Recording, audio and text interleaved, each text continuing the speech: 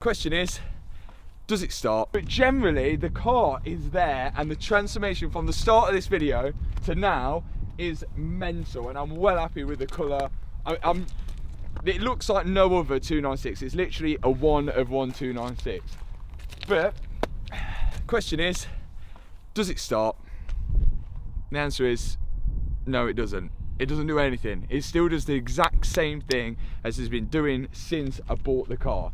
So a solution is I've had to send an email to Ferrari, and that is my only hope. I've had to explain the situation, and I'm hoping that they'll give me benefit of the doubt and work with me on getting this car started and back on the road. The chances of it happening is very, very slim, but who knows? If you don't take your shot, you'll never know if you'll score.